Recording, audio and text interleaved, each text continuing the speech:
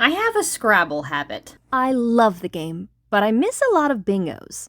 In Scrabble jargon, missing a bingo refers to when you could play all 7 tiles on your rack and earn that sweet 50-point bonus, but you fail to see and seize the opportunity. I decided to use the computer analysis feature on Woogles to revisit my 100 most recent missed bingos to see if I could discover any patterns and improve. For this analysis, I did not consider times when I played one bingo but could have played a better one, just times when I made a grossly inferior non-bingo move. You may ask how far back in time I needed to go to find 100 misses? It's just 9 days.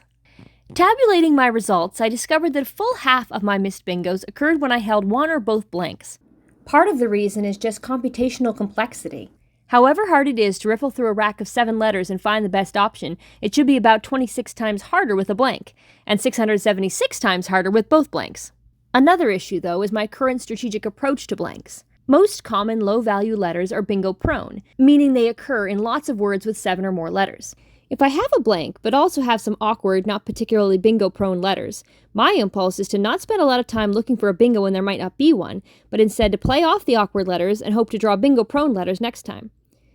Depending on the time limits, I play everything from 5-day matches to very quick blitz games, that strategy can make sense. This analysis convinced me, however, that I overuse that tactic. To demonstrate this, I now, the opposite of proudly present, a disastrous game against my husband that I lost despite, or dare we say because, I drew both blanks early on. The first turn that I had both blanks, I was correct in thinking that I had no possible bingos, and so I played J.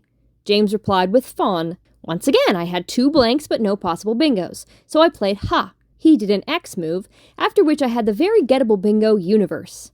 Alas, I didn't see it. I was busy delighting in the decently lucrative opportunity to play off my dreaded V in Vax.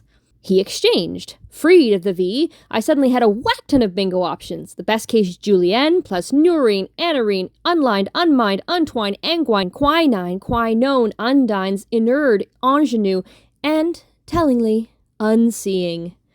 I, unseeing, did not find any of those, because I was focused on my duplicate N's being a barrier to bingoing.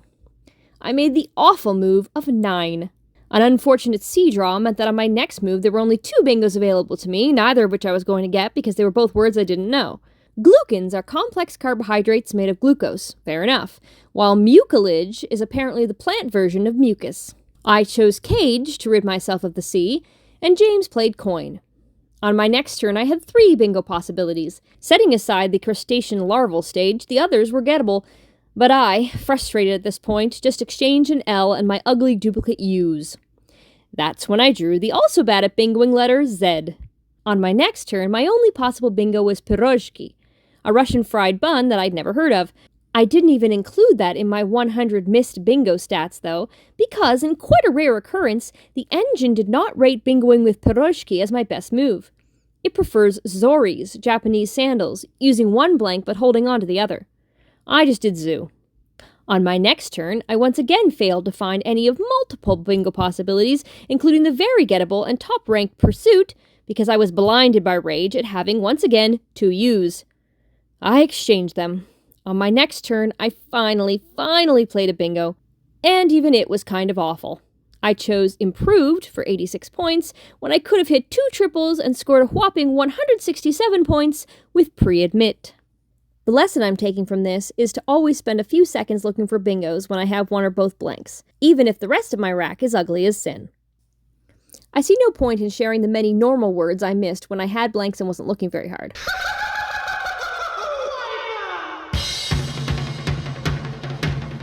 Instead, let's look at the words I missed when I had blanks that I simply didn't know. A bunch come from botany, zoology, medicine, and chemistry. The most discouraging thing for someone like me who wants to learn the meaning of every word in the Scrabble dictionary is the exhausting proportion that is life science lingo. Among the non-bio words I learned are chacon, a Spanish dance and musical forms, and bracero, Spanish for manual labor, which entered into the English language because of the Bracero program, a mid-century scheme for employing Mexican workers in the U.S. Puranic means related to the Puranas, a vast genre of ancient Hindu texts. Weeples is the plural of weeple, a tunic worn by indigenous Mesoamerican women. Toe rags can mean a foot wrapping, but is also apparently British slang for a worthless person. Boris Johnson's constituency. Don't you ever mention that name in front of me, that filthy piece of toe rag. I didn't know roisters, louts who enjoy themselves noisily, but then this very morning I encountered it twice in the book I'm reading. Probably the most useful word to know for my future Scrabble success is intrant, an old spelling of entrant, since it's entirely made of one-point tiles. The funniest that it's in the dictionary word is purtier, as in, daggum, Lulamai, you done get purtier every year. The most dubious word, a word that's probably never been used in a sentence, is codies, which the dictionary apparently includes as the plural of lassie cody, a Newfoundland molasses sauce. Why, you're mine, Auntie's lassie codies aren't near as thick as my nan's lassie cody. By far the sexiest bingo I missed while holding a blank was diatomic, the adjective for a molecule with two atoms. Gaze upon how slickly it fits on the board. Moving now to the blank-free half of my 100 most recent missed bingos, I'm pleased that just 3 of them were openers. I love me an opening bingo. Alas, all 3 were inexcusable. Here I should have found retiled. I think I tried D-Tyler, and when that wasn't valid, gave up half a second too soon. Here I should have found alienor, because it means a person who gives property to an alienee, which is one of the words in my top 50 most common opening bingos video. And here I should have found amosite, a kind of asbestos, since it will feature in my next Scrabble video, which is about all the bingos ending in ite. Only 20 of the rest of my missed bingos were 7-letter words. This tells me that my raw anagramming isn't bad, and that where I really need to improve is board awareness so that I can find more 8-letter bingos. The 7-letter bingos that I missed split down the middle into words that I know and words that are new to me. The ones I know and could conceivably have gotten were rancor, nosegay, milieus, retotal, coronal, budgets, and unagile. The new-to-me words, of course, include some life science lingo.